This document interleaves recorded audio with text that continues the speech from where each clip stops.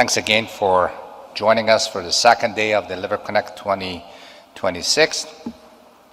Again, I just want to go through some of the sort of housekeeping slides. As you know, this is a CME program both by CLDF and MER, and we have our sponsors today. We've already started with a couple of nice programs. One is a industry sponsor program on MASH and also our GAP meeting. What we will do today is this session is going to be really steatotic liver disease. Today will be steatotic liver disease. I will start with MASLD. There are a few of us that will be talking about MASLD. We will have a great presentation on MASLD. We'll have a state-of-the-art on pediatric MASLD. And then in the afternoon, you'll have ALD session. That's going to be co-chaired by Dr. Stephen Flam and Ashwani Singhal. The purpose of these meetings, really, the lectures should be short, to the point, so that we have enough time to actually have discussions. And the discussions would be really, will encourage you to participate. So that's part of what we are going to hopefully achieve. This is, again, the rest of the sessions. Remember, we do have a wrap-up at the end of the day by Dr. Stephen Flam, and then after that we have a sponsored reception out somewhere that one of the lawns that probably will you'll get directions to. So, and then of course don't forget we have the Saturday, February 28th session, starting again with some industry-sponsored programs, and then really some great case discussion by our colleagues about cirrhosis, complications, pregnancy, etc. And then, of course, you'll have the summary of the entire meeting by Dr. Kim Brown.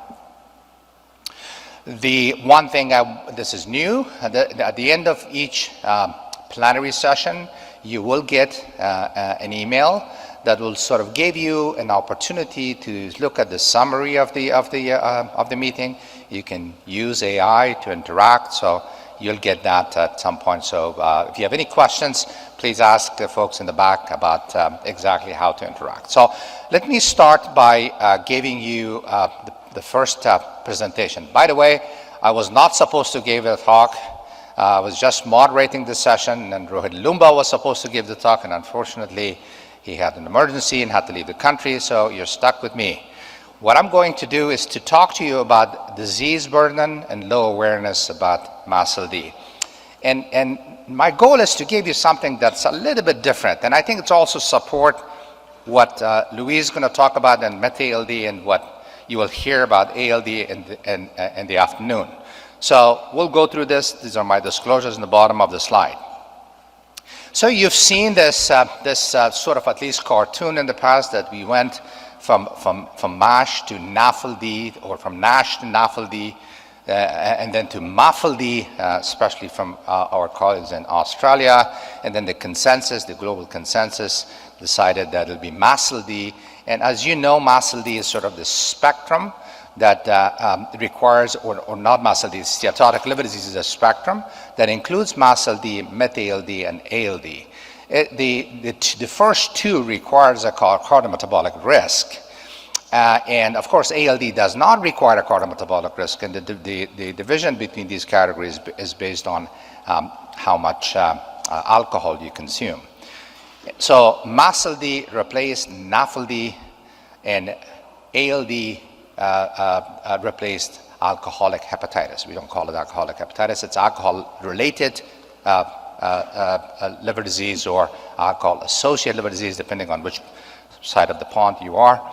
The one important issue is that when you look at these definitions of NAFLD, MAFLD, and MASLD, there is very high concordance. But the driver of mortality or outcome in MASLD and NAFLD is really insulin resistance, and in MAFLD is alcohol, because they did not actually limit the amount of alcohol that we consume. So it really doesn't matter in general where you are and what terminology you're using. You're pretty much talking about the same disease. The other point that's important to remember is that the spectrum of steatotic liver disease is really not a static situation. So this is an interaction between cardiometabolic risks and alcohol. In fact, when you look at patients with ALD, 95% of them will have at least one cardiometabolic risk. Of course, MET-ALD and MASLD, that's a requirement to have one cardiometabolic risk. So I'm getting more into this sort of thinking that when you're talking about SLD, you're talking about dynamic spectrum that could move from one side to the other side depending on what is the predominant type of risk. Is it alcohol or is it cardiometabolic risk? And that's where you can move from one part to the other part. And I have some slides to show you. I'm sure, I think Luis may have some slides as well. But let me just get back to you and talk to you about the prevalence of NAFLD that now it's called MASLD. The global prevalence of NAFLD or MASLD is about 30%. But if you look at the most recent data, this is from a meta-analysis we published a couple of years ago, it's probably about 38%. The prevalence is highest in certain regions of the world, especially Latin America and also Middle East and North Africa. Prevalence can be as high as 40%. In fact, in Kuwait has the highest rate of obesity in the world, and the prevalence is probably closer to 50%.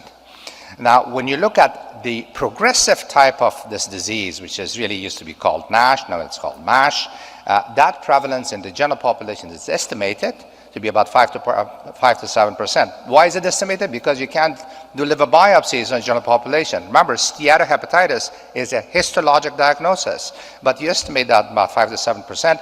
And if you look at that and look at the prevalence of hepatitis C, this is about 4 or 5 times higher than the prevalence of hepatitis C. I'm not going to talk too much about pediatric. Jeff Schwimmer is going to give a state-of-the-art talk, but I can tell you that in type 2 diabetics, the prevalence is even higher, 65%, and more recent sort of meta-analysis that we did, probably at 68% of diabetics have MASLD, and probably most of that MASLD is actually MASH, and maybe about 30 to 40% can have significant fibrosis. This is from a paper that's going to come out in Nature Gastrohepatology that Shira Zervasagi, a few of our colleagues, and I actually put together, and to look at the lifetime prevalence that's probably the highest is in the age about 40 to 50, and if you look at sort of the changes in all age categories of the prevalence of this disease, it has increased in each age group that you can see here. Now let me get back to the cartoon of the progression. There is actually misunderstanding of what is MASLD. I hear from my colleagues that MASLD progresses to MASH. That's just not correct. MASLD is an umbrella term.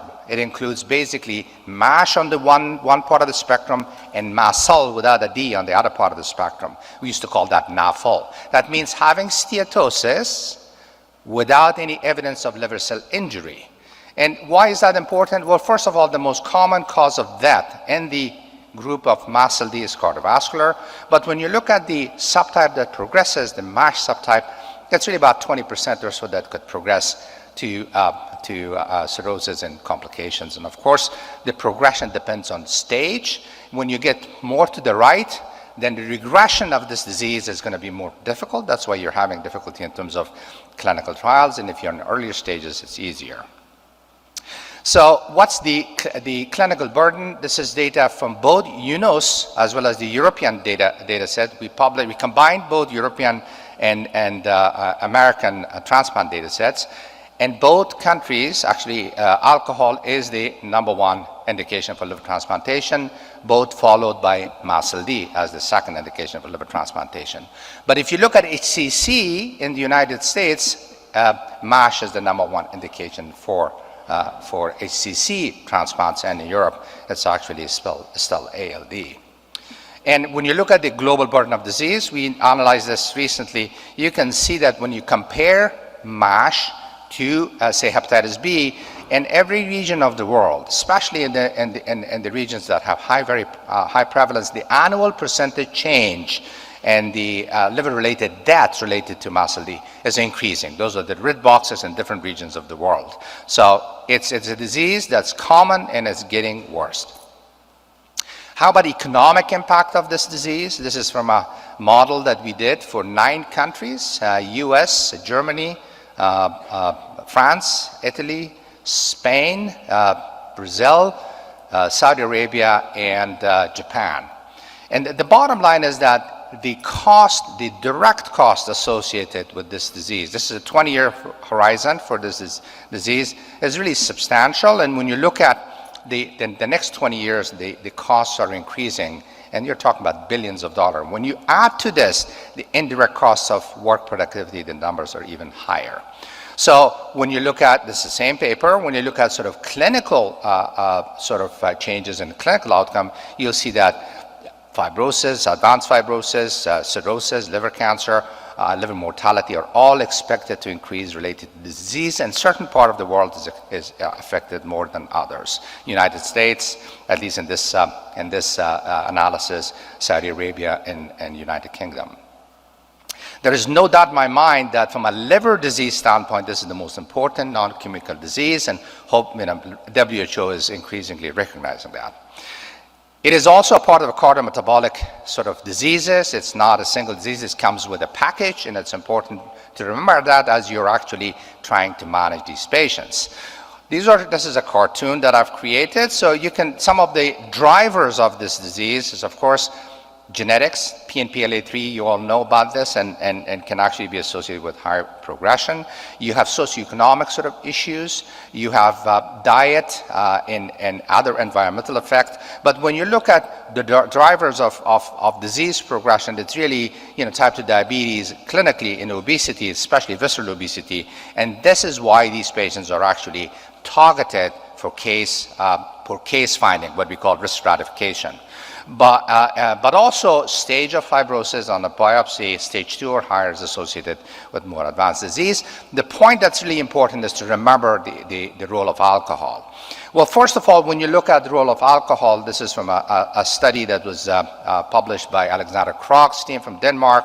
30 to 40% of patients that had MASLD were actually now reclassified as MASLD or ALD. The other issue is that this is not a static situation. So when you look at these patients, this is another cohort from Denmark of patients coming in and looking at different categories of having steatotic liver disease or different categories of steatotic liver disease. You see that over time, over a year period of time, about almost a third, or even more than a third of the patients who were originally diagnosed as MASLD, now they changed to one of the other categories. So this is not a static disease. It can change based on how much one actually use alcohol. It was all driven by alcohol. The metabolic changes can also, of course, you can resolve or you can get worse, but it's mostly related to alcohol. Finally, this is a paper that's going to come out in Lancet Gastroenterology that we published. We're going to publish in the next couple of weeks. 41,000 patients over 30 years of enhanced. A couple of things that's important here. One is that when you look at pure ALD, that means that ALD without any cardiometabolic risk, the prevalence in the United States is extremely low. It's probably 0.02%. These are young women who actually have very bad prognosis and they die. If you look at pure MASLD patients who never drank, that prevalence is also pretty low. It's about maybe 5-6%. So it's important to remember that most of the patients is really a combination of both of these two things. But when you have MASLD, MASLD, and ALD has the worst prognosis as compared to MASLD, and MASLD is somewhere in between. The other thing that's important is that it depends on how many risk factors you have. So if you have more than one cardiometabolic risk in a patient with MASLD, your risk of adverse outcome is high. When you look at patients who also drink, especially binge drinking in the context of type 2 diabetes has the highest risk of mortality. This is something you can actually talk to your patients about. A lot of issues in terms of sort of social determinants of health. I'm not going to go through this, but I can tell you that both in the United States as well as the global study that we have done, some of these issues in terms of poverty and lack of adequate or nutritious food, or having sort of food deserts and food swamps are associated with high burden of this disease. Finally, in terms of knowledge, so we published something a few years ago looking at enhanced data. Knowledge about NAFLD among patients with NAFLD was about 4%. We repeated that actually last year. That prevalence is gone, or that knowledge percent of patients that actually had NAFLD and knew that they had NAFLD is about 5.8%. Younger age, Hispanic, Black, non-Hispanic, Hispanic Blacks, and those who sought care in urgent care, so did not have insurance, had the highest risk, and these actually remained even if you did multivariate analysis and controlled for this. Even if you had cirrhosis, only 6.5% of those patients had knowledge about their disease. So just my take-home message is that MASLD or MASLD, whatever you want to call it, is very common, with MASH being the progressive subtype. MASLD is a part of the spectrum of metabolic diseases. You have to sort of think about it as a CKLM. It's cardiac, kidney, liver, and metabolic. And that's how the metabolic sort of clinics become more popular. The clinical and economic burdens are increasing, and there are a number of environmental and genetic factors. So in my view, excluding alcohol, because alcohol is so underreported in clinical practice, should be routine. PET testing or audit C would be an easy way to do this. And the more component of metabolic syndrome you have, and you can actually look at NIT data to see what is the stage of liver disease, you can risk stratify patients. So with that, I'm going to stop, and thank you very much for your attention. I'm going to introduce our next speaker, Sonal Kumar, who has actually been a star here. This will be her fourth talk or fifth talk. I don't know how many talks she has given, but Sonal is the medical director of a very unique clinic at Cornell. She is really, truly innovative in terms of her thinking. What I asked Sonal to do is to build on what we just talked about and talk about risk stratification using algorithms. So Sonal, thanks for joining, and please join us on the podium.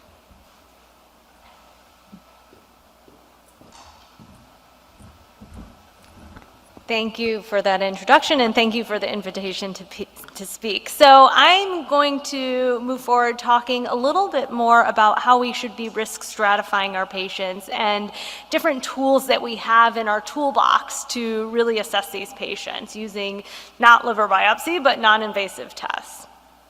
These are my disclosures. All right, so why are we talking about risk stratification? It matters because MASLD is such a prominent problem worldwide.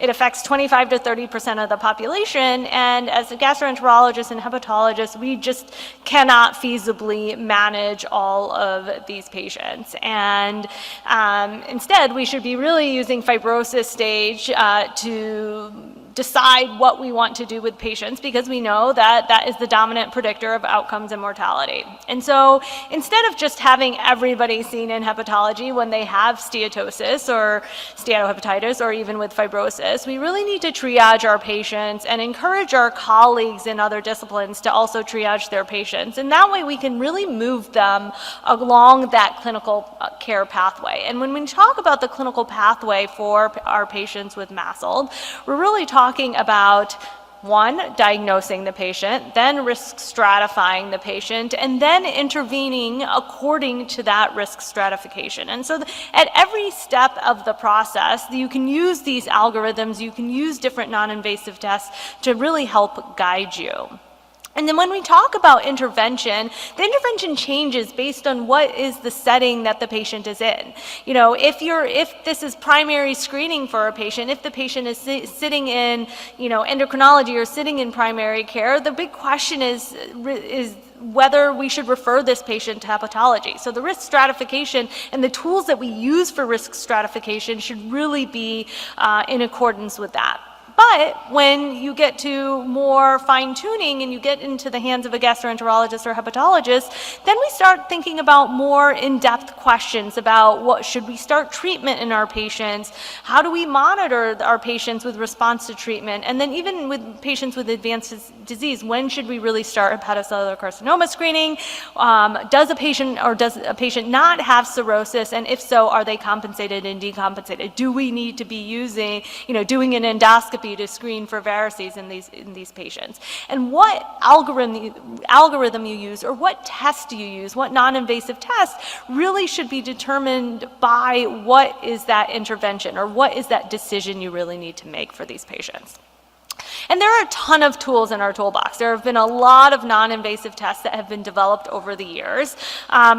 This is not a comprehensive list. This is just some of the more common ones that we see in clinical practice and in a lot of the algorithms that we see published by different societies. And I like to separate them into sort of 3 different categories. One are the simple scores. So the FIB-4 index is what we'll see commonly in the algorithms. But sometimes I'll see patients who have the NAFLD fibrosis score or just calculate AST, ALT ratio, et cetera.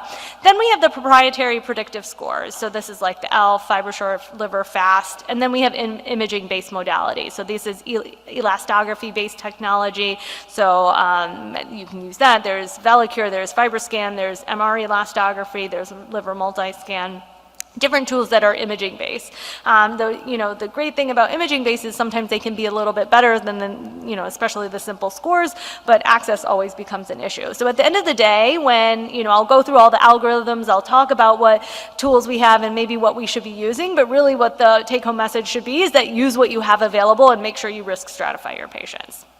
So we've been very lucky over the last, 5 years or more, where a lot of societies have adopted guidelines for recognizing MASLD and MASH in our patients, and really helping us as providers and providers in other disciplines to help guide us in how we should be screening these patients. And so we have a lot of published algorithms, and the first step across the board, there is some variability across all of them, but the first step is really to identify those patients that are at risk. So if we're looking at primary screening, you want to look at patients who have type 2 diabetes, they have prediabetes, they have other metabolic risk factors, or they have incidental steatosis on imaging. But really, the primary screening is based on FIB-4. No matter what society guidelines you're looking at, FIB-4 is really the anchor of how we should be doing that primary screening in patients who are at risk for having fibrosis. And we've all seen the FIB-4 score before. It's very easy to calculate. There are different cutoffs with age adjustment. And the advantage of this, and the advantage that we should be talking as gastroenterologists and hepatologists to our colleagues about in primary care endocrinology, is that this is a good first test to see if a patient needs to be referred or needs further testing. It's readily available, there's no added cost, it is validated in MASLD, and does have a high negative predictive value. But I also want to give some food for thought. It's not perfect. We've seen times where the FIB-4 score is low, but somehow we do our risk assessment and they have more advanced fibrosis. But there are some areas of the debate that hopefully over, with time we'll get a little bit more guidance on. The FIB-4 score is good, but the performance declines in high prevalence settings. So should we be using different cutoffs for patients with diabetes? What is the optimal testing interval, especially for patients with low fibrosis? Should we do this annually, every 2 years, every 3 years? And when do we stop? If someone is 75, has never had fibrosis, but they still have diabetes, should we still continue screening? So those are the things that have been discussed recently with regards to FIB-4. But once they come in to have liver care, the goal is really to identify and manage these patients with at-risk MASH. We want to identify candidates for treatment. We want to monitor patients with treatment. And we want to identify those that are at risk for more advanced liver-related events, decompensation, hepatocellular carcinoma, et cetera. So transient elastography is probably the most widely used modality of determining if a patient has significant fibrosis. And so if you identify a patient that has an elevated CAP score of greater than 75 and a kilopascal value over 8, you're probably going to identify a patient that has at least some degree of fibrosis in that population. We have the MR elastography, which uses an external driver to produce hepatic shear waves. It's the MRI technology. The good thing about the MRI is that it's not impacted by hepatic steatosis, not as impacted by BMI, but it is difficult to get insurance approval. And, especially our patients with elevated BMI, claustrophobia can be a big issue in these patient population. And then there's the ELF test. So the ELF test, I don't use it very often because we have availability of transient elastography, but I think it's a good test, especially where you don't have the ability to do imaging-based testing in your patient. So this is a proprietary send-out test. It uses this calculation, and then you get a report that really categorizes patients into different risk categories. So if it's less than 7.7, they're little to no risk of having fibrosis, whereas if their score is 11.3 or higher, that's when you can be worried about a patient potentially having more advanced disease or cirrhosis. And I think this is a really good tool for patients to use, or for providers to use when they don't really have access, or it's hard, there's a long wait time for a FibroScan, there's no MR elastography, et cetera. But sometimes the clinical picture doesn't fit, and sometimes we need more information, or sometimes we're about to start treatment and we really want to make sure that the patient is in the degree of fibrosis, or sort of in the category that we assume them to be with our first line testing. And we have to remember that although elastography, MRI, et cetera, these are tools, we have some more comprehensive tests that we can use as well. And this is really to help guide us in getting those patients with at-risk MASH. And when I talk about at-risk MASH, I mean patients who have at least stage 2 fibrosis and a NAFLD activity score of at least 4. And some of these are independent modalities of assessing fibrosis, and some of these are just combination things. So like there's the FAST score, which utilizes the FibroScan score, both CAP, liver stiffness, and AST, and creates a score. There's the liver FAST, which is an AI-driven blood test that assesses liver health. It takes into account 10 different factors, and then the patient's age, height, weight, to assess their risk. There's a MASLD score. So if you have an MRI and you have the MRI and MRE, but somehow it doesn't quite make sense, you can you can calculate their MASLD score. And then there's MeFib, which is MRE and FIB4, and then there's corrected T1 as well, which is with MRI and liver scan. And there are different cutoffs that we can use, and I wouldn't expect anyone to memorize these cutoffs, but they're out there. You can look them up online, but you can see the different positive predictive values. And this is just another way that we can use these different algorithms. If you see a patient and you don't know how much fibrosis they may have, or you do your first line testing and you're not convinced that this is really accurate, you can add on other tests as well, and you can create this entire clinical picture. And so although we have these algorithms, I think it's also important to remember that it's just one piece of the entire picture, and we have to make sure that this actually makes sense. And sometimes this is where these more comprehensive testings come into play. And then we make decisions on treatment. We decide whether do we want to start a patient on pharmacotherapy? Are they a candidate for pharmacotherapy? So our next step after we identify these patients that are at higher risk is to decide on treatment. And this is just pulling data from the Maestro-NASH trial to show you what the non-invasive tests were within that trial. So the majority of the patients here in the Maestro-NASH did have stage 3 fibrosis by biopsy.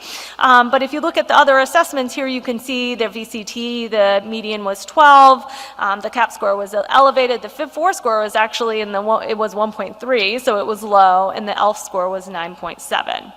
And then similarly, in the ESSENCE trial for Wegovy, we can see the non-invasive tests here. These patients, also majority of the patients had stage 3 fibrosis by biopsy.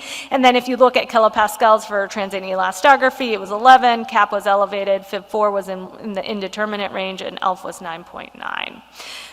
But just to give you an idea of what we saw in the clinical trials. But the nice thing is that we actually have guidance from our experts, our expert colleagues, on how we should be selecting out patients for treatment. And so this was published in Clinical Gastroenterology and Hepatology back in 2024, where expert guidance on resmetirom, but I would argue that the similar criteria should be used for patients who you're considering Wegovy.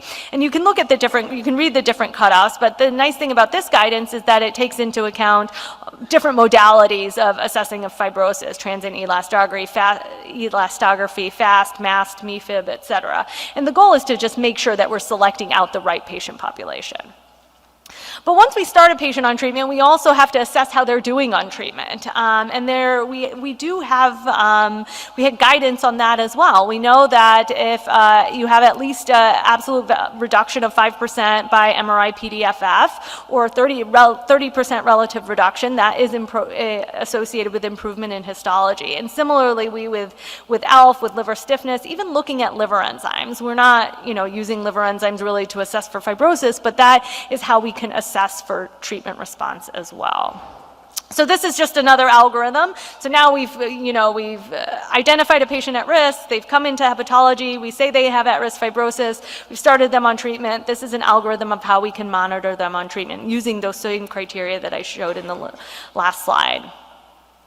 And then just really quickly to finish up, remember that risk stratification goes beyond fibrosis stage. And we can use our non-invasive tests to assess for the risk of events and the risk of liver decompensation and liver-related death. And that actually correlates by looking at liver stiffness value and the Baveno criteria. And so as liver stiffness goes up, you can assume that the patient actually has clinically significant portal hypertension, and as it is down, if you combine that with platelets, that's a way to assess whether that they don't have evidence of that. So you can use that in your risk assessment of patients, in your treatment algorithms, in your care pathways as well.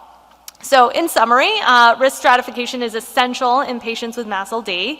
We really need to identify patients who are at risk, identify patients that are eligible for treatment, and monitor our patients who are on treatment. And that is really driven by the different NIT algorithms that we have. And like I said in the beginning, there are a lot of tests out there. There are a lot of different algorithms and care pathways that incorporate, whether it be transient elastography or ELF score or MR elastography. But the most important thing is that you use some sort of risk assessment and do use what you have that is available.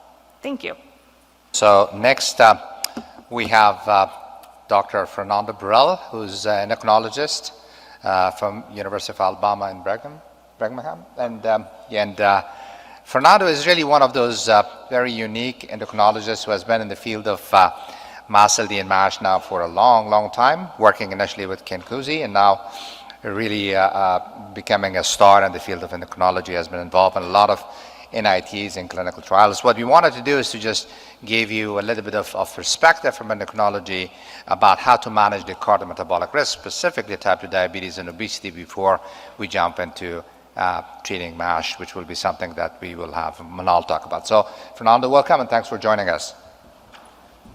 No, thank you for the introduction and thank you for the invitation. So we are going to be talking about management of obesity and type 2 diabetes in patients with MASH. These are my disclosures. And although we focus on the liver during this conference, we need to understand that this is a systemic process that started way before with a dysfunctional adipose tissue. As the adipose tissue grows, the vessels cannot keep up. So we have a relative hypoxia. That adipose tissue becomes dysfunctional and you have this release of free fatty acids into circulation. And although the liver accumulates a lot of them, we actually could be talking about a fatty heart, a fatty pancreas, a fatty kidney, a fatty skeletal muscle. And as those tissues also accumulate excess fat, they become insulin resistant. And in this environment of insulin resistance, we end up with the classic cardiometabolic risk factors and end organ damage, MASH being the liver damage, but CKD, heart failure with preserved ejection fraction. So the point is that insulin resistance is an intrinsic problem of patients with MASLD.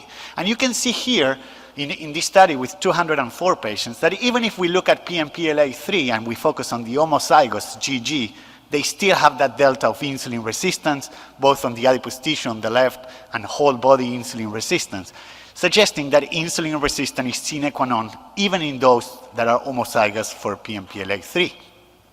And if we look at human models, if you want, or specific conditions, like a mutation in your insulin receptor, you end up with really high insulin resistance, so your insulin levels are quite high, you have increased cardiovascular mortality. But because you don't have de novo lipogenesis, because insulin is not binding to the receptor, you don't have a fatty liver. And in the opposite, if you have an ApoB mutation and you have hypobeta lipoproteinemia, You end up with more fat in your liver, higher chances of having cirrhosis, but your insulin resistance is not impaired, you have insulin sensitivity, and you don't have increased cardiovascular risk. If anything, it's lower. So it seems that in those cases where we dissociate insulin resistance from the accumulation of fat in the liver, what drives cardiovascular mortality or events is the insulin resistant. So it makes sense in the natural history of our patients with obesity and diabetes that if we just not focus on MASH and delaying the progression of liver fibrosis, if we are able to tackle it early on and decrease that insulin resistance, we are not only going to change the liver outcomes, but also cardiovascular, kidney, eyes, amputations, and so forth. With that being said, I will not have time to go over lifestyle intervention a whole lot as we address obesity in our patients, but I will show you this kind of review that we did where we look at data from different studies, different strategies, looking at weight loss and the degree of liver fat reduction based on MRI. And you can see that there is a linear trend where the more weight loss you have, the more liver fat reduction you see. And so when I'm approaching patients, I don't have an answer of what's the best lifetime intervention, but as long as they are losing weight in a healthy way, there is benefit, and the more weight loss, the more benefit. With the caveat that sometimes even not losing weight will still have some benefit in the liver and other organs. For example, if they do exercise by itself, usually weight loss is not that prominent. So obviously the elephant in the room as we treat obesity and type 2 diabetes is GLP-1. So a little bit of how they work.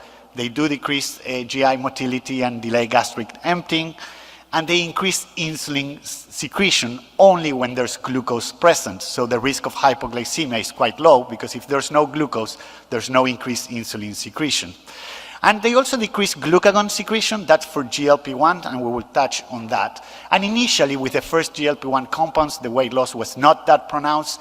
So most of the effects that we were seeing in peripheral organs was directly related to that increase in insulin secretion. But with the latest generation of GLP-1, we have this central effect where they bind GLP-1 receptors in the brain, they decrease appetite, leading to significant weight loss and all the benefits that we are seeing in peripheral tissues like the liver, skeletal muscle, and adipose tissue. And we are kind of familiar with GLP-1, but what does GIP or glucagon, as we start having these combinations, what do they add? GIP works similarly to GLP-1 in the setting that has this central effect, but the receptors are different, so there may be some synergy there. It also increases insulin secretion when there's glucose present, but it decreases a little bit glucagon secretion as compared to GLP-1. And there are receptors in the adipose tissue. So actually, if you knock out GIP in mice, they lose weight. So you may start seeing compounds that they are going to tackle GIP antagonism and not just agonism. Glucagon is also an incretin, and although we think of it in the acute setting as increasing blood sugars, we know that the chronic use actually is associated with more insulin sensitivity, better insulin secretion, and there are receptors in the liver, so it has a direct effect increasing fat oxidation.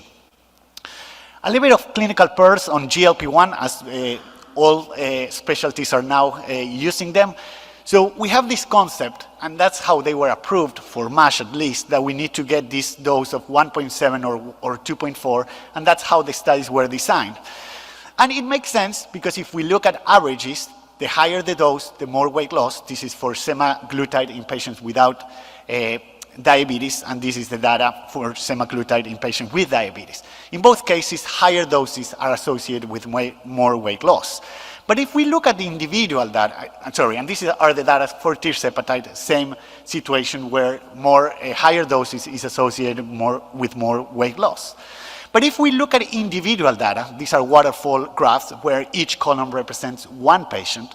You can see on the left for semaglutide or on the right for tirzepatide that the response rate is very variable. You have super responders that can lose up to 50% of their weight, and you have patients that actually gain weight on these medications.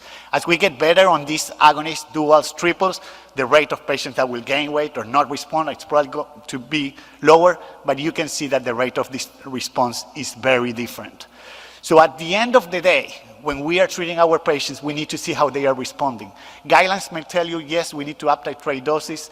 FDA prescription may say you need to up titrate doses, but if you have a patient that is on 1 milligram of semaglutide, it's on a lower dose of tirzepatide, and they lost 20% of weight, I would make the point that that patient responded really well. He may be on target weight.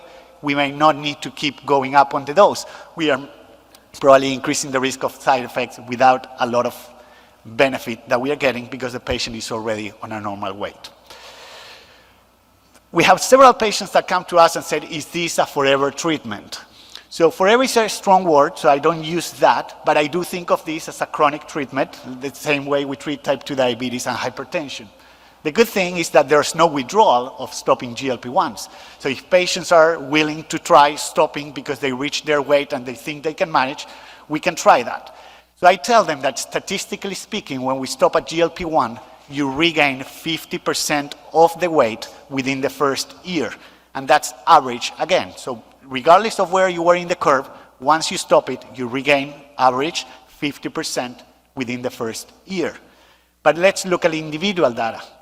You have people that rebound and now have gained more weight than when they started. That's around 10% of patients. And you have patients that continue to lose weight even after stopping the medication. I have one of those patients, so it's real. But usually they tell you their appetite goes back. And by the way, that patient, even when she continues to lose weight, she still wants to restart the medication because she's feeling this noise, she's feeling the increased appetite. But this is the data, and this is what I share with patients when they are making the decision as to whether to start and sometimes to stop these medications. Let's talk a little bit about side effects, and we heard earlier in the morning, so let's have a discussion on some of these points. The first one, we know GI symptoms are the most common, and there were several studies suggesting that the discontinuation rate of these medications was around 50%. I can tell you caveats of all those studies. Mostly they were based on prescriptions at a time when there was shortage of this medication, and at a time, and that continues to be the case, when these medications are expensive. So the most common reason I see for discontinuation of these medications is that patients don't want to keep paying the copay or they are paying out of pocket. But usually, as long as you titrate it in a pace that may not be increasing the dose every 4 weeks, patients tolerate this medication. Patients want to be on these medications because they are seeing the effects. They see that they can walk better, they feel better. So usually, again, I let the patients choose when they want to go up or down. I tell them that ideally you want to do it every 4 weeks, but it's okay to stay a little bit longer on a lower dose before jumping up if they are still having a little bit of nausea. The association with pancreatitis is still unclear in the setting that we don't know if it's mediated by the increased risk that we know it's real about gallstones. I do think that there may be a sign there with a direct mechanism that it's not through gallstones, maybe neuroendocrine, pancreatic neuroendocrine tumors, maybe another thing that may be starting to appear. Again, I don't have the answers for those. Medullary thyroid cancer, a very rare type of thyroid cancer. This is not papillary thyroid cancer, this is not follicular, this is very rare, highly aggressive, and the association is only in rodents, no evidence, or in rats, no evidence that in humans there's an association. So I just ask patients if they have a family history of medullary thyroid cancer, MEN, or if there are rats in the family. As long nothing, they don't have any family history of that, then I don't think much about the thyroid when I'm prescribing this medication. I will touch on sarcopenia in the next slide, and I think they already touched on some eye conditions, especially progression of retinopathy on patients that start with an A1C that's really high. A little bit of a sneak peek of what we will be fully presenting at DDW, a work that we did with Megan Gray. So 160 patients, compensated cirrhosis, decompensated cirrhosis. We look at we divide it based on the use of GLP-1s. You can see both groups lost significant amount of weight. And when we look at skeletal muscle index based on CTs before and after, we calculated the area and adjusted based on their height. You can see that in the group with decompensated cirrhosis, there was more muscle loss, despite the fact that they lost less weight. So there may be a sign there that in patients with decompensated cirrhosis, there may be more muscle loss. We didn't see that in compensated cirrhosis. A little bit of pioglitazone and SGLT2s. We've known for a long time that pioglitazone has resolution of MASH. No individual randomized controlled trials show improvement in fibrosis. If you put them all together in a meta-analysis, there is improvement in fibrosis. And recently, in 2025, we have data with dapagliflozin showing improvement in resolution of MASH and improvement in fibrosis in a phase 2 trial. The good thing about all these drugs that I mentioned, GLP-1s, SGLT2s, and pioglitazone, is that they have cardiovascular benefit. So these are drugs that are changing that insulin-resistant environment, and therefore they have different benefits in all the outcomes that I mentioned initially. So how do we approach type 2 diabetes with all this new information? Take-home message, we don't just follow A1C. Metformin is no longer first-line therapy. We look at comorbidities, and based on that, if they have cardiovascular disease, we prioritize GLP-1, SGLT2s because they have the strongest cardiovascular benefit, but pioglitazone has that too, so it's a third line in those patients with cardiovascular disease. If we are talking about kidney, CKD as the predominant presentation of the patients, we look at, again, SGLT2s or GLP-1s. And then if not, you can combine them if you need further reduction of A1C or you're looking to improve benefits.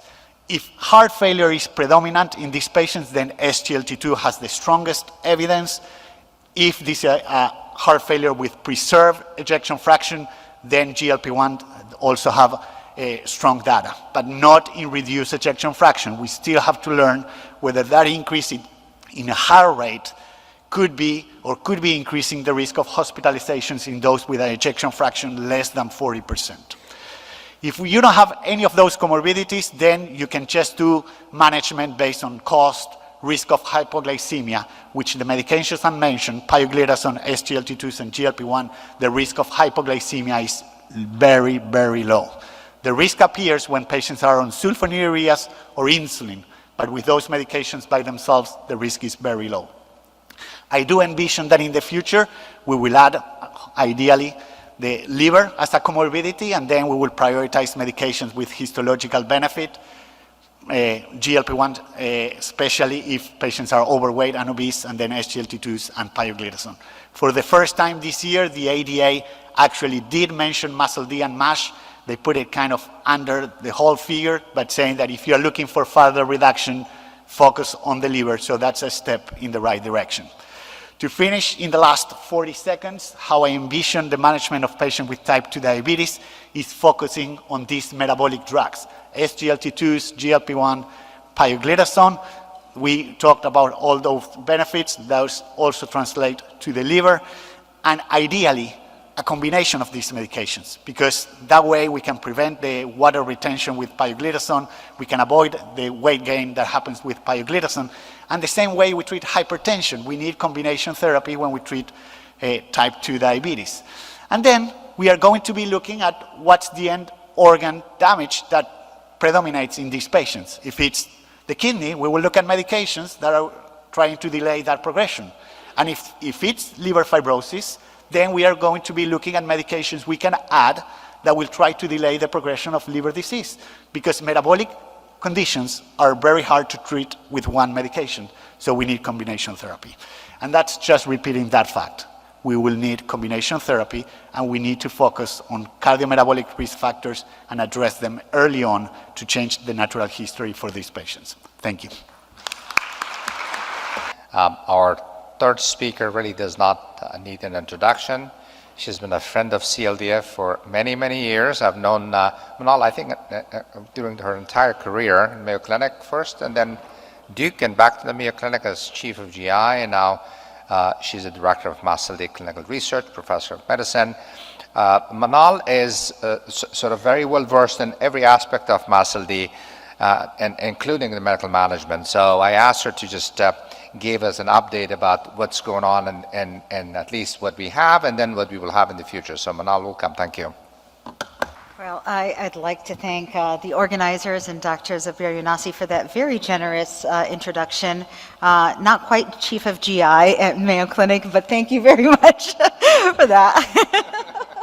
But it's a true honor to be here with you today, and thank you for pulling me out of the tundra of the winter in Rochester, Minnesota. And I think my talk is going to dovetail very nicely into that brilliant talk of Dr. Bril. So I'm going to be talking about the medical management of MASH with a specific focus on liver-related endpoints and outcomes. Here are my disclosures. I have participated in many different studies over the course of my career, and so do have several conflicts, but none specific to this presentation today.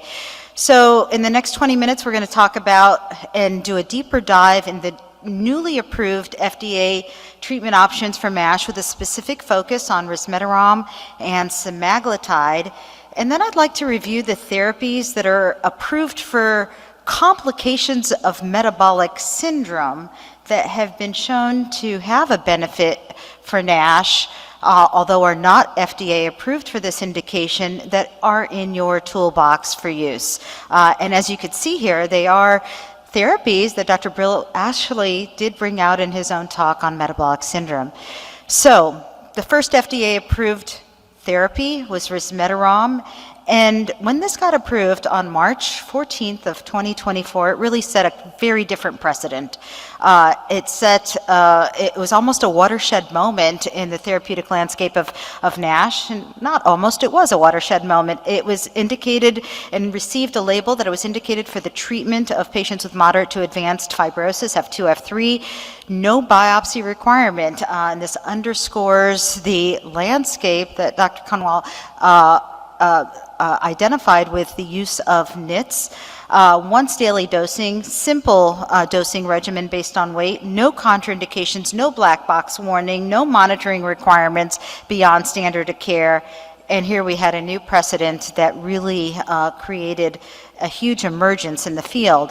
So what is resmetirom? This is an oral, liver-directed thyroid hormone beta receptor agonist with no alpha effects. The alpha effect causes the thyrotoxicosis and extrahepatic manifestations of hyperthyroidism. But we've come to identify that in patients with MASH, the concept of having chronic liver disease renders low thyroid hormone receptor beta activity inside the liver, and this lower activity exacerbates mitochondrial dysfunction and lipotoxicity.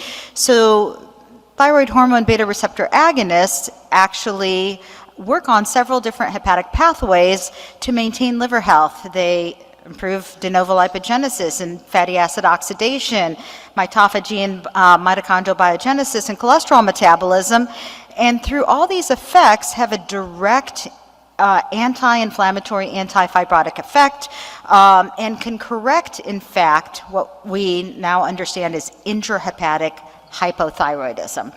And so intrahepatic triglycerides drop, and we can achieve endpoints of MASH resolution and fibrosis regression. And when the approval for resmetirom went to FDA, Madrigal, to their credit, had an abundance of data. They had an open, a Maestro NAFLD-1 study, which was really a real-world, non-invasive trial, only using non-invasive measures of disease activity, and really done also for safety. An open label trial that wound up also including 200 patients with well-compensated cirrhosis. But the registration trial was this Maestro NASH study, which was a biopsy endpoint trial that needed to demonstrate improvement in steatohepatitis without worsening of fibrosis, or fibrosis improvement without worsening of NASH. And this study is continuing to go on because we're trying to achieve clinically meaningful endpoints for full registration FDA approval. But there's also the Maestro NASH outcomes trial, which is evaluating the role of resmetirom in well-compensated patients with cirrhosis, and so more to come. The registration trial, the Maestro NASH study, was adults with biopsy-proven, at that time it was called NASH, but they had to have evidence of ballooning, inflammation, fibrosis stage 2 or 3. This was a parallel trial that evaluated placebo versus 80 versus 100 milligrams of resmetirom and went to 52 weeks with a subsequent biopsy. The primary endpoint was MASH resolution without worsening of fibrosis, or fibrosis improvement without worsening of MASH. And when we take a look at this data, we really have to look at it with the lens of placebo-corrected response rates. So as you could see, for MASH resolution, the placebo-corrected response rate was about for, well, 20%, and for fibrosis improvement without worsening of NASH, about 12%. So one can say, well, those are pretty small margins, but when you think about the population at risk being so huge, this was really substantial. And as you can see here, there's an improvement in liver biochemistry with AST, ALT, GGT, and incremental improvements over time in MRI PDFF, CAP score, liver volume, spleen volume, and even liver stiffness, suggesting potential improvement in disease activity. When we take a look at the data in this kind of Venn diagram, you could see that patients who had biopsy-proven NASH in this little orange circle here, as well as patients who had a 30% reduction in MR-PDFF, the overlap of the two approached almost 30%, whereas in the placebo-treated arm, the overlap between the two was only 5%. So in the resmetirom-treated patients, 90% of week 52 biopsies were also patients who had a 30% reduction in MR-PDFF, suggesting that indeed non-invasive measures and significant liver fat reduction can correlate with histologic improvements in disease, whereas there was really no association with MASH response in biopsies in patients who were in the placebo group. But what was very encouraging about this therapy in clinical practice, it was really agnostic to any other risk factor. It was agnostic to age or gender or the presence or absence of diabetes. It was agnostic to the severity of NASH on the baseline liver biopsy. And although it's not shown in this slide here, it's also agnostic to PNPLA3 status. So it can be used broadly without concerns of pre-treatment predictors of treatment response as far as we know currently, and had a very favorable cardiometabolic lipid profile. And this is important, understanding that our patients are more likely to die of cardiovascular disease before they potentially have clinically meaningful outcomes from their liver disease, a reduction in LDL cholesterol and lipoprotein little a. So the FDA clearly liked that. Now, the predominant safety profile of resmetirom, approximately 20 to 30% of patients may have early symptoms of loose stools or diarrhea and some early symptoms of nausea. And in my experience, this really does dissipate over time and usually has resolved by 8 to 12 weeks of treatment. Otherwise, no significant side effects. So who should we be treating with resmetirom? Now this opens the arena of how do we use these non-invasive tests. Patients who are unlikely to develop a clinical outcome and have simple steatosis don't need treatment. And this puts us in a situation where we really need to identify those patients at risk without bleeding into those patients who are likely to have cirrhosis. So the use of NITs, as you could see here, is you can use VCTE, 10 to 20 kPa. You can use MRE, about 3.3 to as high as 4.9. You can use ELF score. But if we can target these patients at risk, they're otherwise eligible potentially for treatment with resmetirom. And you've seen this slide here. The use of NITs can be utilized to assess treatment response. What we do in clinical practice is we'll check liver enzymes at about 3 months to ensure there's no liver toxicity or increase. We'll assess tolerability. I'll work with my patients on resolving or treating some of the early side effects with anti-nausea therapies or Imodium if they were having some loose stools. And I follow them over the course of time at 6 months and at 12 months to assess for a potential treatment response. And I'm really looking for normalization of liver aminotransferases, a 30% reduction in VCTE stiffness, or reduction in 30% by MR-PDFF. And if they have these endpoints, I continue. If they are stable from their baseline, I may consider continuing. And there is data that is emerging that maybe some patients will have a more delayed treatment response.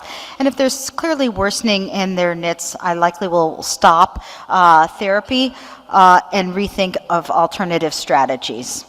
Now, those alternative strategies, of course, we have a second therapeutic, GLP-1, in the form of semaglutide. And as has already been demonstrated, highly pleiotropic compounds. These decrease weight, they decrease de novo lipogenesis, they improve glucose uptake in the liver, they slow down gut motility, and patients will feel a sense of satiety very early on with eating, and they also improve pancreatic insulin secretion. So really great class for anti-metabolic systemic therapeutics. Keep in mind that the liver has no GLP-1 receptors, or very little at best, and so these class of drugs is not a direct intrahepatic, as it is a secondary downstream effect on the liver disease, with maybe a very small effect that's independent of weight loss. So the Essence trial that is done and is still ongoing was a steady dose escalation of therapies of the dose of semaglutide to a target dose of 2.4 milligrams subcutaneously once weekly.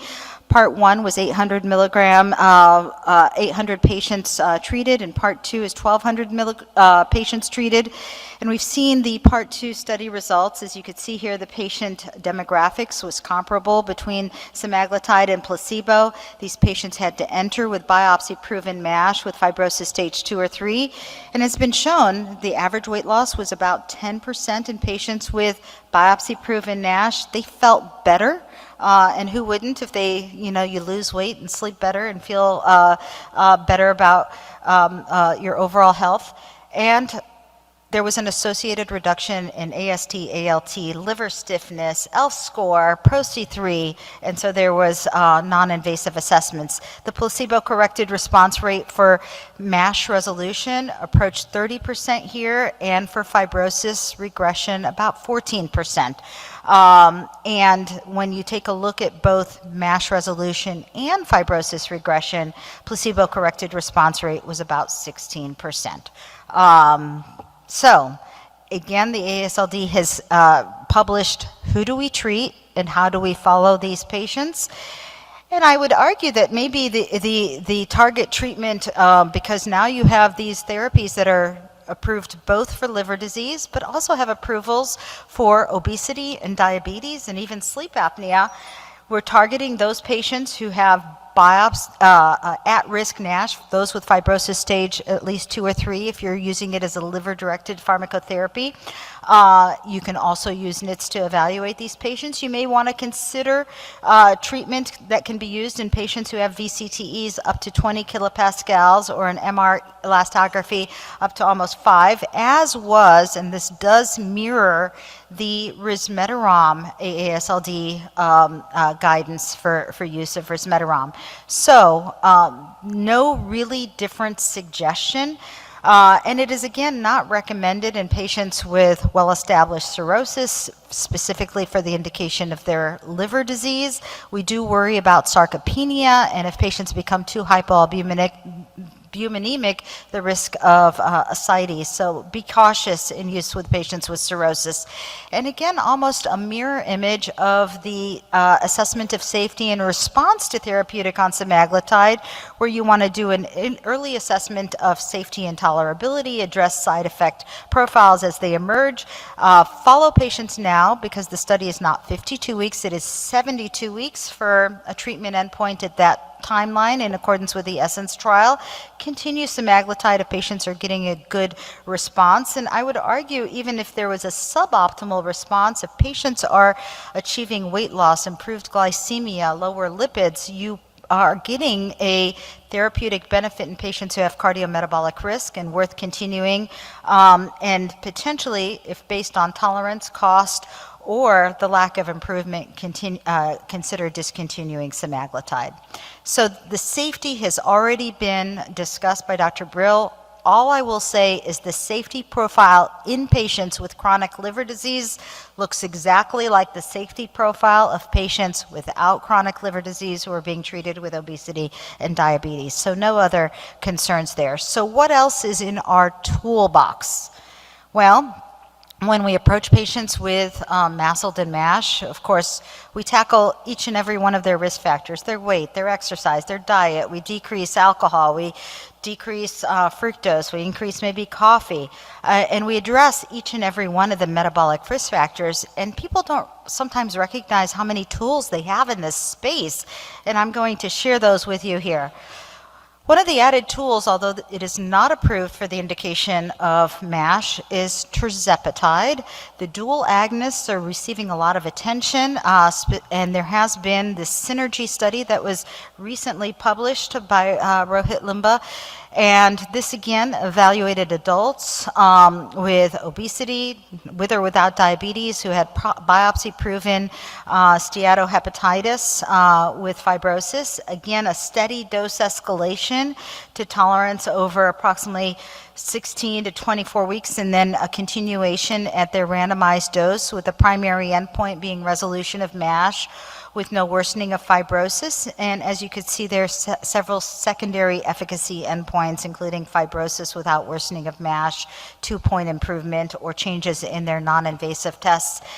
And the wow factor here is, as we start seeing the dual agonists and potentially even down the road the triple agonists, we're seeing a more pronounced anti-MASH response, now almost here with a 50% placebo-corrected response rate, 40 to 50% at the different doses from 5 to 15 milligrams, and nearly a 20% placebo-corrected response rate for fibrosis regression.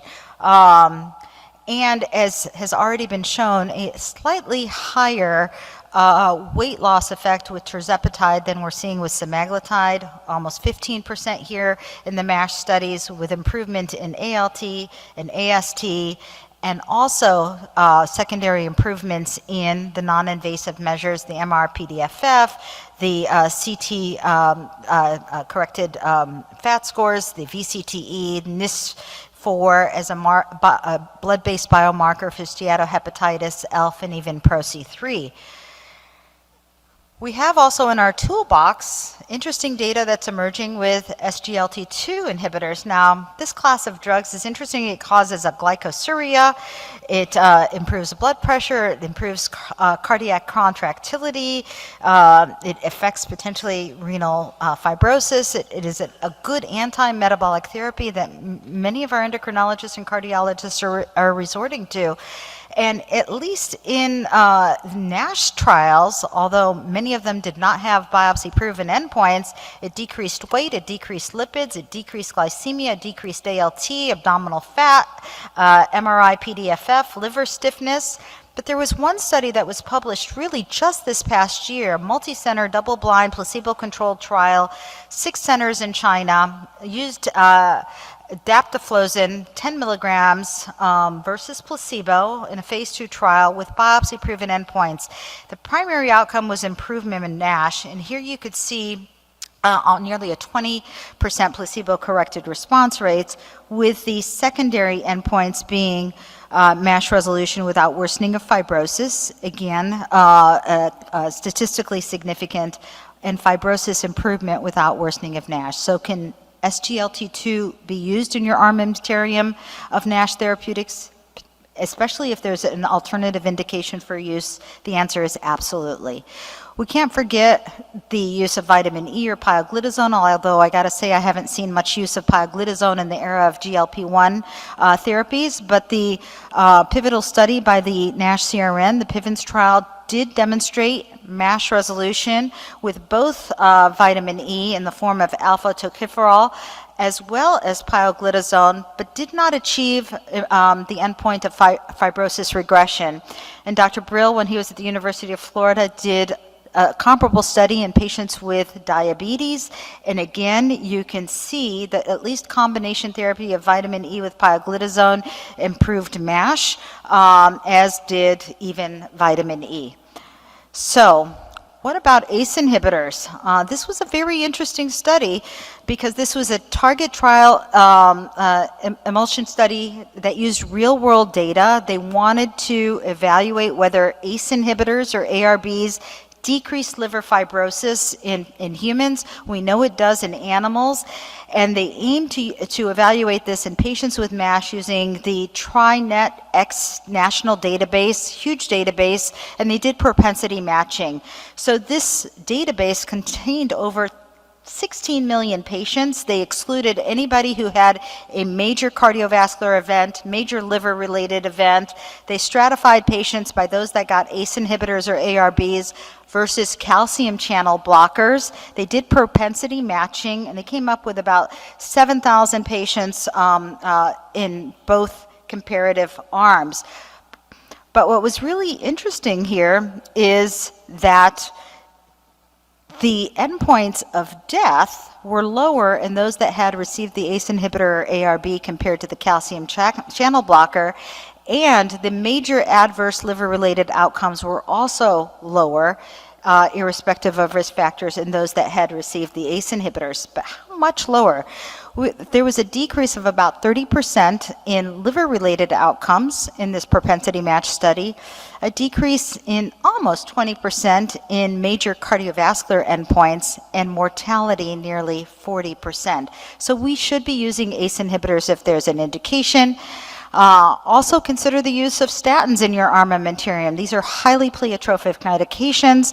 They affect microcirculation, have an anti-fibrotic response, antioxidants, protective effects against liver cancer, and in a meta-analysis, at least statin therapy suggested a benefit against hepatic steatosis, against steatohepatitis, and even against fibrosis. And lastly, one drug that is not effective in steatohepatitis, but does potentially have an effect on all-cause morbidity and mortality, because there's evidence that it decreases liver cancer in patients with diabetes, and that is metformin. So I agree with Dr. Bril that it could be in your armamentarium of use, and it does increase liver cancer survival, which we know is high in our patients. So in summary, reversal of MASH and improvement in fibrosis is feasible with both resmetirom and semaglutide, and effectively use the NITs to evaluate treatment response. We're moving beyond the biopsy. Both of these therapies are approved only for F2 and F3 fibrosis, no efficacy endpoints yet, or approval for cirrhosis. And there's a large percent who are clearly non-responders with both of these therapies. And so invariably, the treatment landscape is going to consist of combination approaches. Timing and early detection is everything, and as I showed you, there you have a full toolbox of many therapies you can use. Pull all the tools out of your toolbox and effectively target and treat the complications of metabolic syndrome with therapies that hold potential efficacy for MASLD and MASH, in addition to use of your FDA-approved drugs. Thank you very much. So I'm going to go ahead and actually invite Scott Isaacs, Christos Monteseros, and also Jeffrey Schwimmer to join us. You all know Scott Isaacs. He has been one of the leaders of endocrinology. Was the president of ACE and just came off of the presidency. Endocrinologist in Atlanta, and of course. Christos is a professor of medicine at Harvard, chief of GI in the Boston VA, one of the most renowned hepatologists in the world. And Jeffrey Schwimmer does not need introduction. He has really written some of the most important studies of pediatric MASH. So this is really a multidisciplinary sort of approach. And I'm going to ask folks here to turn on the lights, because I don't want anyone to go to sleep, and we don't need actually the screen. So this is going to be an interactive session. I will start it, but I would ask you to go to the microphones in every island and that we have here, and try to actually get engaged and get involved with the discussion. So I'll start with just maybe asking. I'll ask you, Sonal, first, and say that, we have all these tests that are, the first line tests and the second line tests, I don't talk about MRE, MRI, PDFF, because in general practice, really the only test that's going to be applicable will be FIB4, and then of course alpha and VCTE or some sort of elastography. Now we know, for example, these tests don't perform very well in certain populations. For example, in extreme age, FIB4 is terrible, or maybe VCTE does not perform very well for people with visceral obesity.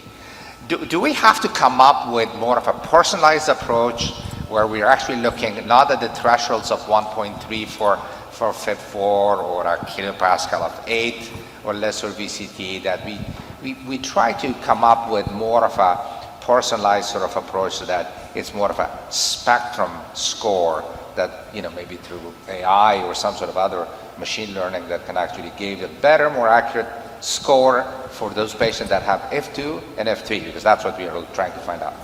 Yeah, I do think we need to move to that. Every patient is very different. Everyone has different risk factors. The number of comorbidities may play a role, and I think using these non-invasive tests are great guidelines and a great part of the entire clinical picture, but ideally, you should take the entire patient into account. And it would be nice if we have other tools that would incorporate different, different aspects. Oh, do they have diabetes? Do they have obesity? What is their, age? What is their FIB4, et cetera? And that's what some of these comprehensive MeFib, FAST, et cetera, it's trying to incorporate a little bit more than just one modality of treatment. But I think AI is where ultimately we're going to be going with this. So I know there's a question, but a couple of questions, but I'll ask this first. Fernando, do you think we should just go directly in a diabetic clinic, just go directly to VCT and forget about FIB4? Is this working? Yeah. I do think so. I do think so. We need to understand the environment where we are working. So with guidelines, you are trying to give kind of one size fits all approach so that everyone can use it. And that may not be the strategy. Obviously, the guideline cannot talk about individualized in the setting. We cannot give an algorithm for each patient, but at least go into a kind of setting-oriented guideline where if you have a rural setting and you don't have availability of even secondary or confirmatory testing, well, using FIB4, maybe referring for super high, maybe trying metabolic approach if you are intermediate, like the European guidelines suggest as an option. And then you have tertiary care where BCT may be available, and in patients with type 2 diabetes, I think it's perfectly reasonable. FIB4 doesn't perform well in type 2 diabetes. They are at high risk, and if you have it available, it's a better tool. Cost is not an issue if you already have it available, so I do think you can skip FIB4 in that setting. Yeah, and I think it's really important because the prevalence of advanced fibrosis in that setting is a lot higher, so FIB4 may not be even needed. Christos, you wanted to make a comment, please? I would like to add along these lines. We have some unpublished data in about 500 people with from metabolic clinic, different population from the hepatology clinics, where we tested VCTE, FIB4, each and every one of those 28 indexes out there. And we compared them only with clinical tests. As you said earlier, VCTE does not perform as well in our clinics as it does in hepatology clinics. These tests have high specificity, and high specificity is what is needed in hepatology clinics. In primary care clinics or endocrinology clinics, we need high sensitivity. And these tests are not highly sensitive unless we change a lot the cutoff criteria. But what we found, to our surprise, is the following: that if you have diabetes alone in the clinic, it outperforms VCTE or FIB4 and has a sensitivity of about 70%. We submitted it for review now. What else can one add to increase sensitivity clinically without AI, right?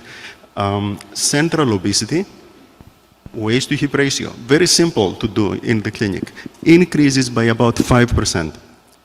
And if you add either high triglycerides or low HDL, which is insulin resistance, for an endocrinologist, you further increase the sensitivity. Everything else, platelets, albumin, whatever you add, does not improve much. So this is clinically available. If you have a patient with diabetes, central obesity, high triglycerides, low HDL, send them to hepatology or start treatment. Before you have the results of AI, we work, I mean, you know this, we have a funded AI effort to develop the next generation tests, and now we are beta testing them with Abbott. We collaborated with Abbott. We think we have better tests for endocrinology primary care clinics. But for now, before these tests are available, I will repeat it: diabetes, central obesity, high triglycerides or low HDL, send them to hepatology. That's a very important point, because the more component metabolic syndrome you have, the higher chance of having advanced fibrosis and more fibrosis. So that, yeah, one question here, and another one is my friend Sammy here, so you first. Nitika Gupta, pediatric hepatologist. So either I'm going to stir a controversy or just present it as a fun fact. Manal, you mentioned GLP-1 receptor is not present in the liver. Is that what the community believes? I think it's still a controversial topic, isn't it? So for GLP-1s in the liver, there was an original paper, I think, by the group of Anania that suggested that I'm the first author on that paper. Okay. Yeah. So that was an original paper that showed that there were receptors of GLP-1 in the liver, but then it has not been replicated, as you know, in all the other studies. So I think overall, if you ask me, based on the data, I think most of the effect of GLP-1s in the liver are based on weight loss. Even if you look at post-hoc analysis that Novo have done trying to look for a weight-independent effect, I think it's just a statistical approach where you are trying to isolate something that is impossible to isolate, because weight loss, what one patient needs maybe 5%, the other one may need 7%, 10%, so it's not a linear, but I do think it's weight-based, and personally, I don't think there's enough GLP-1 receptors on hepatocytes. Yeah. So, you know, again, it's controversial. It's not been repeated. I did those experiments with my hand when I was a fellow, so I saw the receptor there. The only caveat was we used frozen human hepatocytes, you know, so was there an effect of that? But I saw the effect of exendin in a petri dish where fat was, you know, removed. I wish I'd applied for a patent on GLP-1s at that time, because this is like 2008 or 2009. So I think the amount may matter, but I mean, just like, that's why I said either I'm stirring a controversy or a fun fact. I did it with my own hands and I saw the band, so I know the receptor I'm familiar with the study, so that was the only one that saw it, but then it has not been replicated. Yes, thank you. What do you think, Scott, you first, and then Christos, in terms of, you know, the antifibrotic effect we see with semaglutide is pretty modest. But is it just a matter of time? Because it probably doesn't have any direct impact of antifibrotic effect in the liver. It's just probably just weight loss. What do you think Well, you know, I agree with a lot of what's been said, and I don't think there's a lot of GLP receptors on hepatocytes. There may be some on T cells in the liver and maybe some vascular endothelial cells. And I also think that a lot of the effect is from weight loss, but it's not all the effect. And there is a weight loss independent effect of GLPs. And in the Essence trial, there were patients that didn't lose a lot of weight that still had pretty significant fibrosis benefit. And that's not just with liver benefits, but if you look at other GLP-1 studies and look at cardiovascular studies, you don't need to get a lot of weight loss to get a cardiovascular benefit either. And so this may be because of decreases of inflammation, it may be because of other pleiotropic effects, but I think that the reason that GLP-1s are so beneficial in patients with MASLD is because you're getting the cardiovascular protection, you're getting the improvement in renal disease, and so maybe instead of calling it CKD, we could call it CHROM, cardiac, hepatic, obesity, renal, metabolic, CHROM. Christos? Yes, so initial studies had shown that hepatocytes may have GLP-1 receptors. This was probably an artifact, not the best antibodies being used. Now the field believes no receptors in hepatocytes. There is receptors in a subset of T cells, and it may have a direct effect in inflammation, minor, in the liver. Most of the effect is weight loss and improving inflammation and cardiometabolic risk at the whole body level. And this is reflected in terms of inflammation in the liver.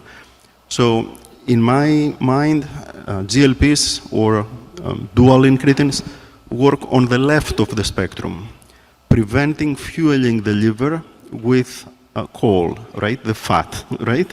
And decreasing primarily less fat in the liver, less inflammation, indirectly on fibrosis.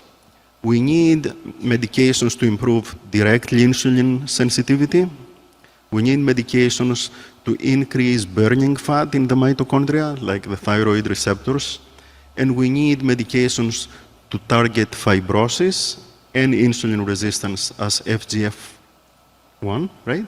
Is not one medication, is not two, probably is not going to be a combination therapy, similar to what we use for kidneys, heart, or the cardiometabolic conditions. Yeah. Well, thank you very much.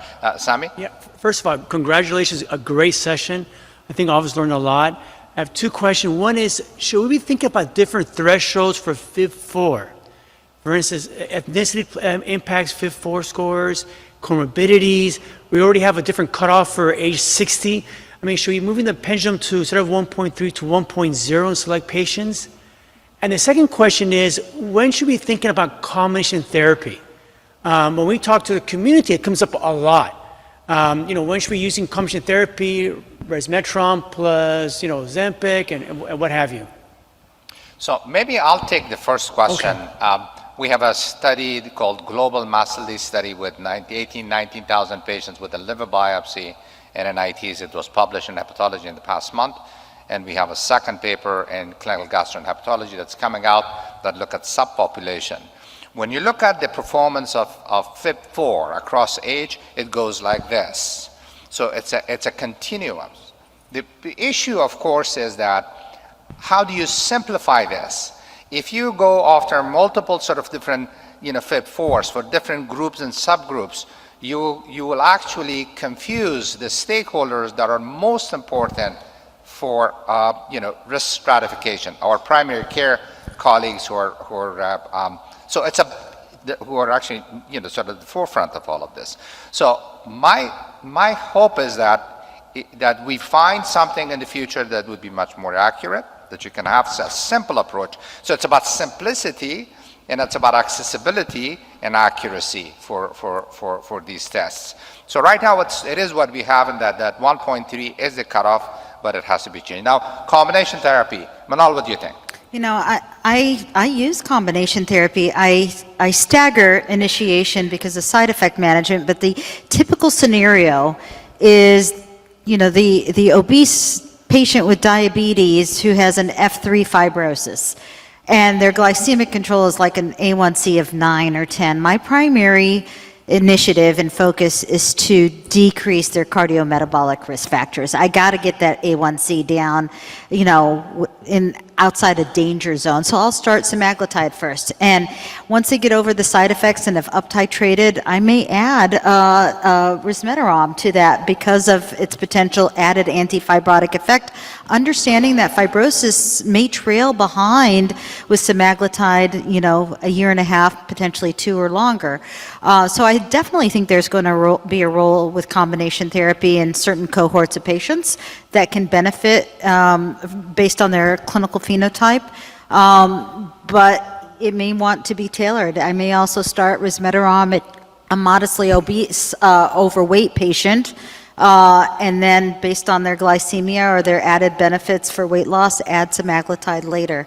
I think the current guidance is an avoidance of concomitant initiation, but I think you have an opportunity to tailor to the phenotype. Scott has one, and then... Well, I was going to ask you, timing-wise, because guidelines are pretty strict based on randomized controlled trials, but in the clinical setting, what do you do? In the clinical setting, if a patient comes to me already on semaglutide and isn't at the optimal dose for a liver-directed target, I will try and work with them to increase that dose. I want to get them to the maximum tolerated dose. If they cannot, if they've been on stable doses of GLP-1 and can't up-titrate to an optimal dose, I'll add resmetirom. If I'm starting one or the other independent, I allow for about 6 months for up-titration, and then we'll add a second. That is my approach, but there's no guidance for that. Scott? Endocrinology is really used to combination therapy. Our patients with diabetes are on combination therapy. Our patients with hypertension are on combination therapy, even a lot of patients with dyslipidemia. And with this, you know, a lot of patients are coming in, they're already on GLP for diabetes, they're on a SGLT2 inhibitor, they're already on a statin. And so a lot of times by the time you're diagnosing F2, F3 fibrosis, they're already on most of these medications. And so combination therapy is just really the rule rather than the exception. You know, that's a very important point. We talk about, you know, which drug to use. The reality is that the vast majority of patients that I see, if they have diabetes or obesity, or they're obese, they're already on these drugs. So what I'm doing is just adding resmetirom because that's what the indication is. Please, go ahead. Hi, my name's Corinne. I'm one of the fellows at Rush. I just want to say thank you. It's been a great session so far. My question is related to sarcopenia in patients on GLP-1s. I was wondering in your guys' practice if you have a system or protocol for testing for sarcopenia if you put somebody on a GLP-1, like are you doing more frequent LFI screening? Do you have protocols for that? First of all, I don't think the data is as good as we would like it to be about sarcopenia. And I don't think that we really have the best ways of testing. Things like DEXA is accurate, but it's expensive and hard to get. And then bioimpedance is not as accurate. It may be cheaper and more widespread. But we just don't have that data. So secondly, how much sarcopenia are we really getting from GLP versus from weight loss alone? And we know that you're losing muscle with weight loss regardless of whether it's with a GLP or whether it's just a very low-calorie diet. And I'm not sure there's any evidence to say there's any difference between the two. I don't know if you have a... No, I agree 100%. We do use bioimpedance in the clinical setting, but I agree it's largely inaccurate. But we do use it to track it. I don't think there's strong evidence, although I did show you some preliminary data that we will be presenting on DDW. In those with decompensated cirrhosis, it appears to be a signal where they are losing more muscle proportional to the weight loss. But it was just in the subset of patients with decompensated cirrhosis. We did not see that in compensated cirrhosis. Yeah. Christos and then Yes. Manal. So this is a very good question, and it's the beginning, I believe, of a wave of research and new knowledge. And we are investing a lot of time. I have a team working on it, and we are publishing on it. In meta-analysis that we have published, the more the weight loss, the more the sarcopenia, and sarcopenia is not only muscle, but also bone, which is important for postmenopausal women. So we need to keep thinking about it. A lot of what we see is weight loss alone. But even within classes of GLP-1s, you see differences. Tirzepatide is different from semaglutide or liraglutide. So we are studying all of them. And there is 2 dimensions to keep in mind. One is structural, like what percentage of muscle goes down. And the most important one is functional. Mm-hmm. And functional is different depending on how old one is. Like older men who start with sarcopenia is even worse, right? I have a very simple test when they come to my clinic, and this is the hand grip test. It has been tested. I'm not making it up. Just grip them, and you see how strong it is, right, over time, and you document it. There is also tests of sitting up from chairs, like walking distance, and there is a panel that has been published by Hamisfield. You can find it. All right, now, looking forward. And we started publishing papers. We published 3 papers, liraglutide, locurcering. We start in a systematic way. People lose not only, the best way to approach this is not with BIA, which is inexpensive, not with DEXA, which is useful, but MRI, right? And more expensive techniques you cannot use in your clinic. But with MRI, right, when you have weight loss, you lose not only fat in the subcutaneous adipose tissue, but there is fat in the muscle, and you want to lose this. So you may have less muscle, but you are not losing muscle fibers, right? So we need to see now how we can minimize this. Of course, you want to increase it.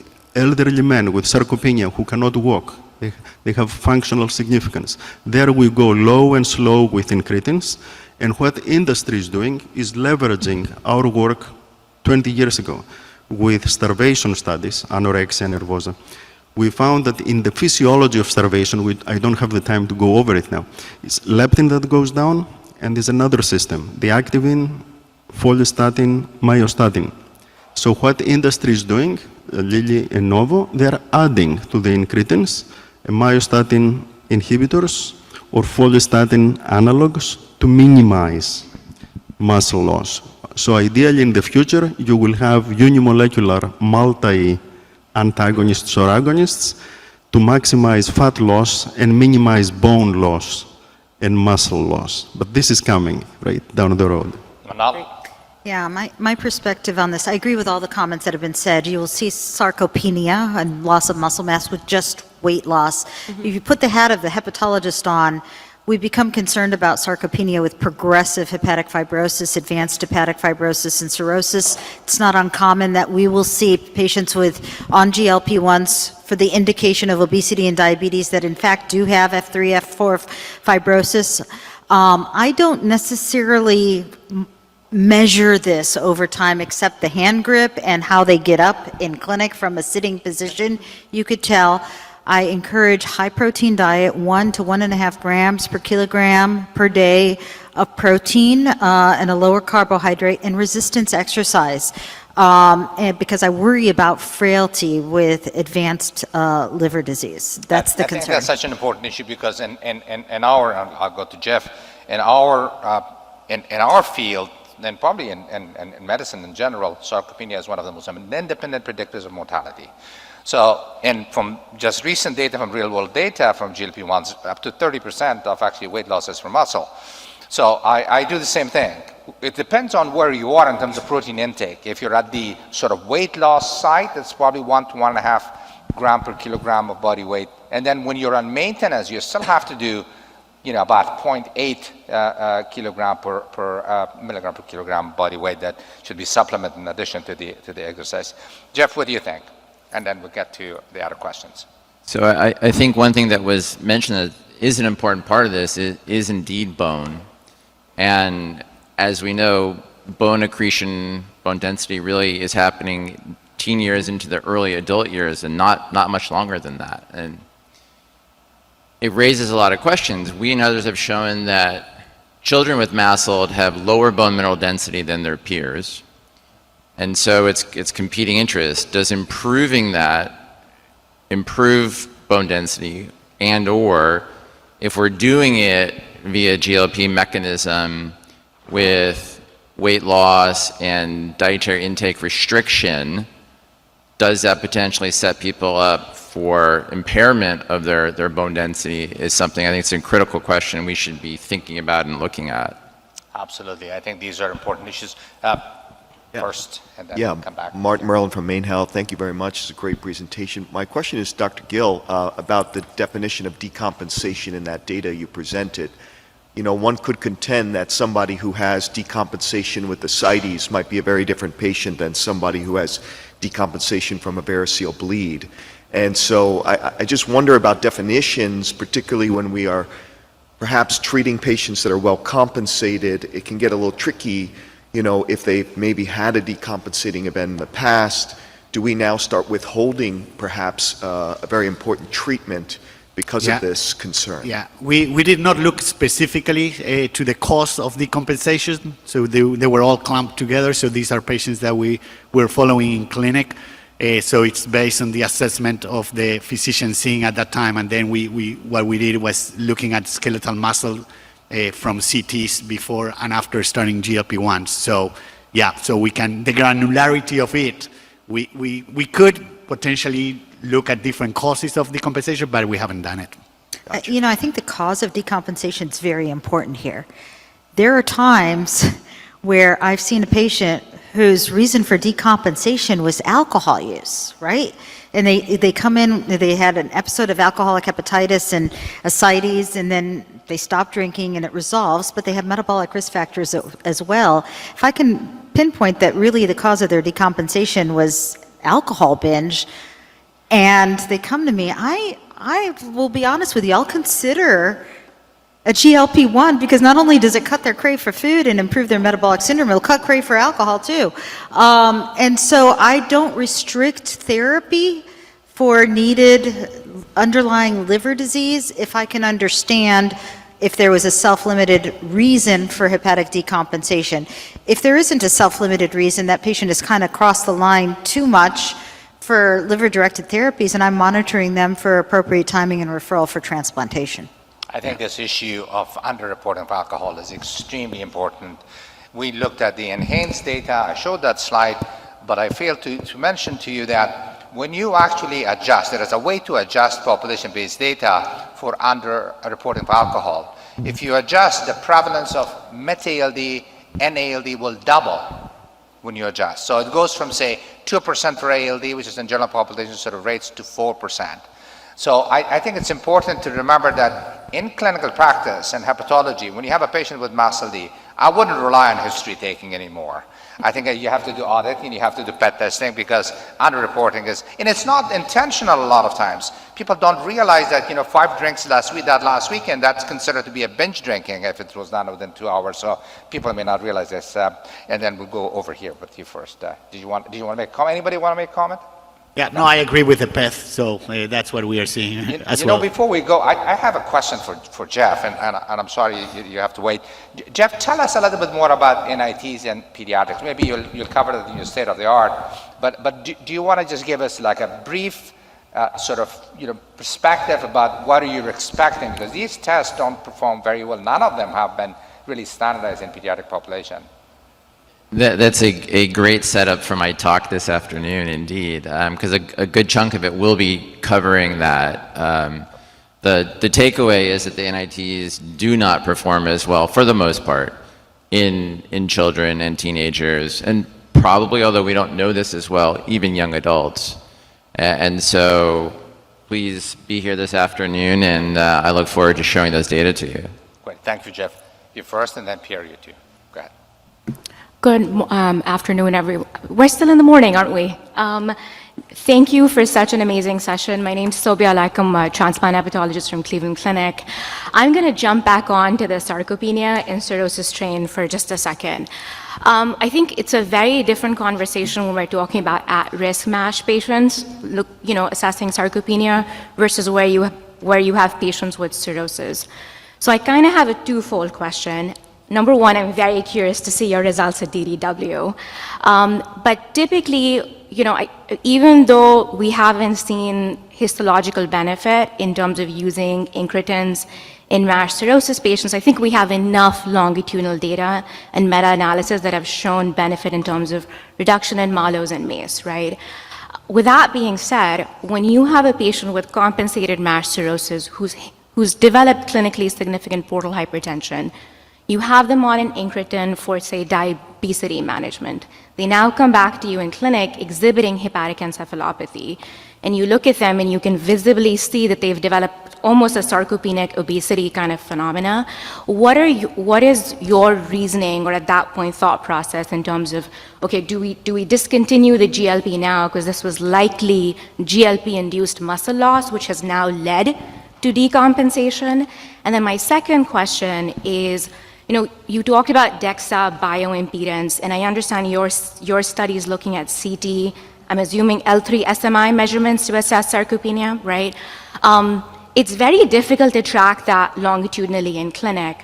So we've tried using bioimpedance since we have that available, and we're trying to correlate that in terms of concordance with DEXA, CTL3 measurements, and then also thigh muscle measurements as well, which I understand is a new emerging phenomena, a lot of data coming out of Europe. So Where do you see the field going as we're increasingly seeing use of incretins in cirrhosis in assessing for sarcopenic risk over time, and then using LFIs as a muscle functional component?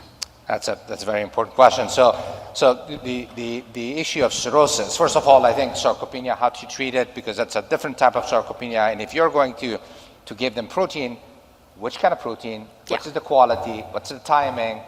How do you do this? So who wants to take that on? I'll start.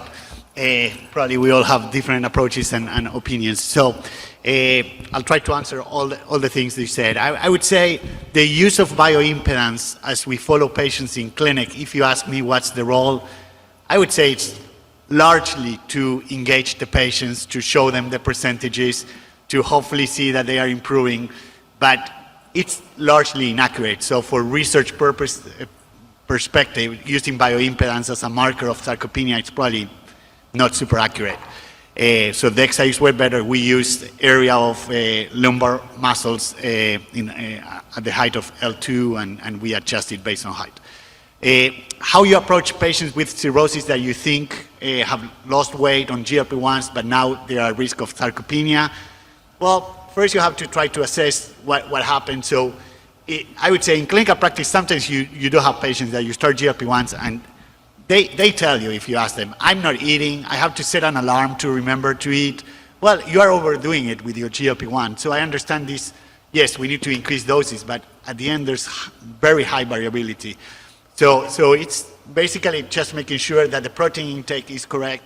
Sometimes I have patients that even vitamins and minerals, and I end up adding multivitamins to those patients.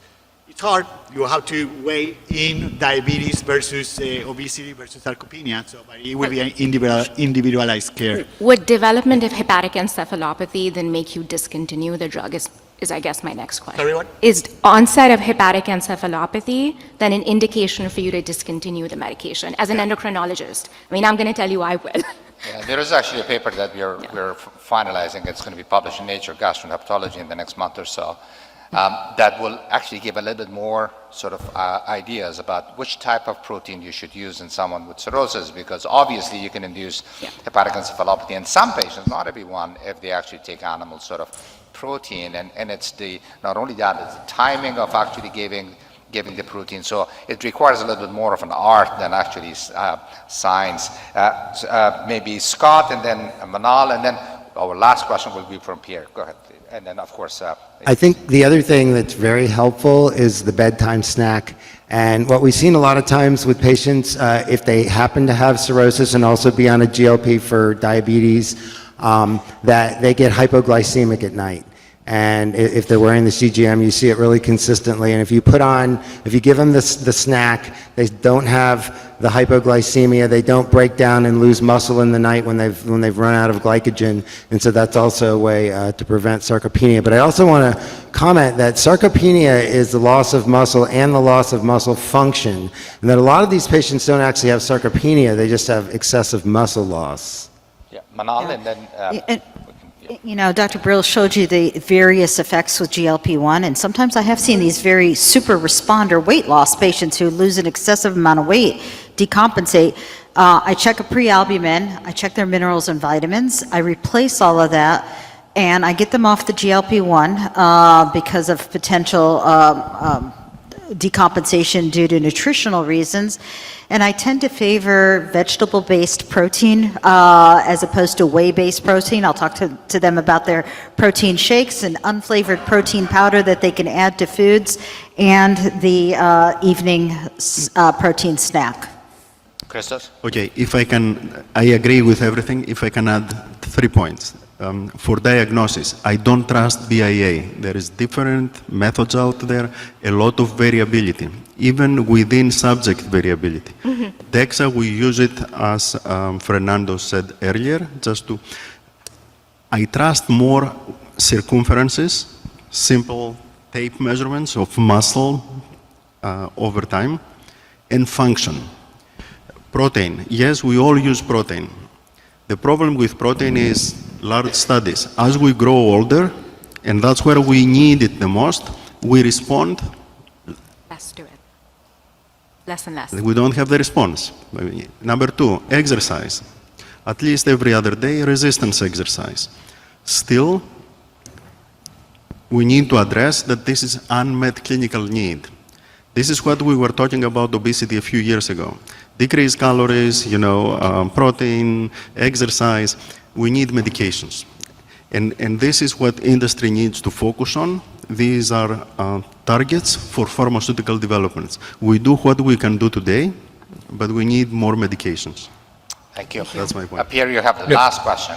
Thank you. Fantastic panel. I was really struck by one of Dr. Bril's comments in his excellent talk about how he avoids mentioning that when he commits someone to an incretin, it is forever medicine, right? The forever medicine world is loaded, and patients don't like to hear that. But you also showed the SURMOUNT-4 data, and the SURMOUNT-4 data to me are completely eye-opening and game-changing. It is clearly evident from the data that taking a GLP-1 GIP agonist does not somehow reprogram your mesolimbic system and now you're making healthy food choices. This is indeed forever medicine, unless you want to get obese and overweight again. For the overwhelming majority of patients, for all but 7 to 8% of patients. So when I talk to patients about an incretin as MASH therapy, am I really being honest and evidence-based if I tell them that this is not forever medicine? I could probably get away with it when I start them on resmetirom because we honestly don't know. We don't know how long you're going to be on it and what's going to happen downstream. But for the incretins, I think the writing is on the wall. This is absolutely forever medicine. There's no doubt in my mind about it. I don't disagree. I just don't use the word forever when I'm explaining to the patients because it's a little bit strong. Right. So that's what I tried to say. I don't use the word forever, but it's a chronic condition, and chronic condition needs chronic management. But then each patient may decide, oh, I want to try to be off and see what happens. I said, well, we can try. So I don't go and say, oh, you are going to regain weight, right? Do you tell a type 1 diabetic that insulin is going to be forever medicine for them? Or, I mean, it's kind of the same idea, right? But, well, anyway. Well, I think we are at the end of the session. I'd like to thank the panel. They were just this fantastic discussion. I'd like to thank all of you.